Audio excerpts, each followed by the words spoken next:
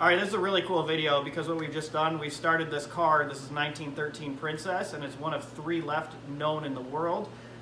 This car has not been started in a long time, and I want to give you a little history on this car. I bought the car off this amazing gentleman named Alex, who had a huge car collection, and the car had been in his collection for a long time, sitting under a lean-to, half exposed to the weather, and he didn't know when it ran last.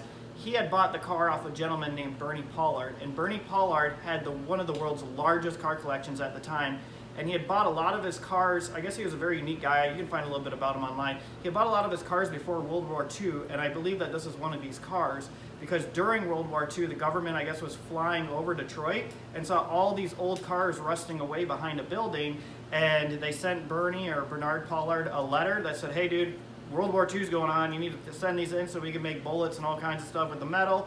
Well, he went down to Washington and argued with the government and said, this is a huge piece of American history that I've collected. I've gone around the country and collected 2,600 rare cars, and I plan on restoring them, and once World War II is over, these pieces of American history will be lost forever if we melt them down for bullets. So the government agreed and said, yeah, there's some pretty rare cars here, but what you have to do is you have to cut all the tires off of the cars, you have to give us all the random scrap and parts that you have, and there's like some other deal where you'd bring in 1 car a week to the Rouge plant and have it melted down, and I guess he had a thing with Henry Ford where he didn't like them, so he brought Fords in. Luckily this wasn't a Ford, it was a Princess, and it's kind of unique because the car doesn't have any rubber on it for the wheels because it was cut off for the war effort. And it was one of those things I didn't really know why they were gone. I thought they just rotted away with time. The car is actually in amazing condition. Another strange thing that he did was he was trying to hide cars, I guess, from the government. I read on one blog. And he put railroad ties inside barns and he hung the cars vertically. And I'll attach a picture of that. And this car is one of those cars because there's a little damage to the back side of it where you can see they let it down off the rafters. So extremely interesting history. This thing's been asleep.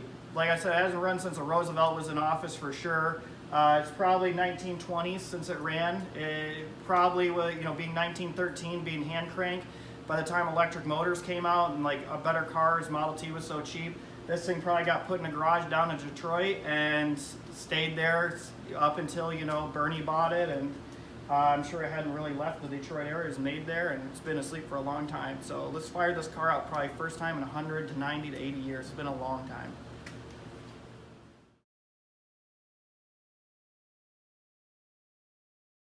Initially, when we started working on the car, this engine, there's no information on it since this engine, I don't know how many are left in the world, is made by, Massey Phillips, I think it's called, in Detroit.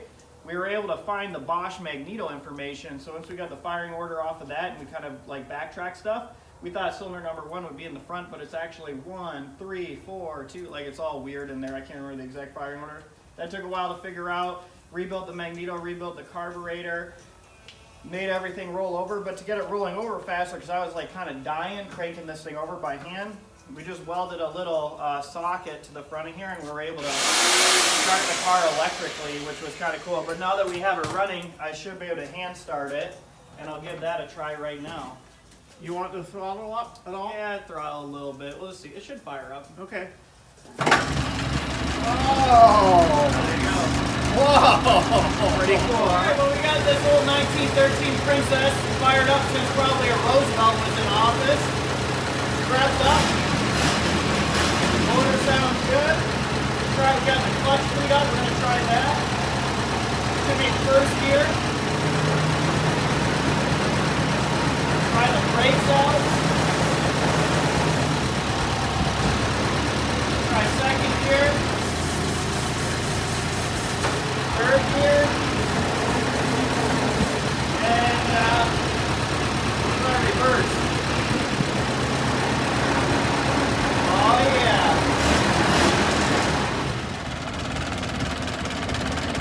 How nice and smooth this engine is.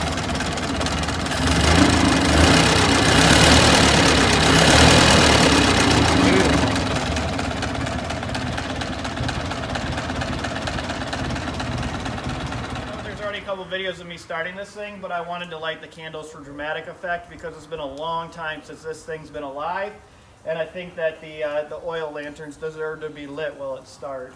Let's see if she'll start again. I'm going to rotate it around to get a compression. All right.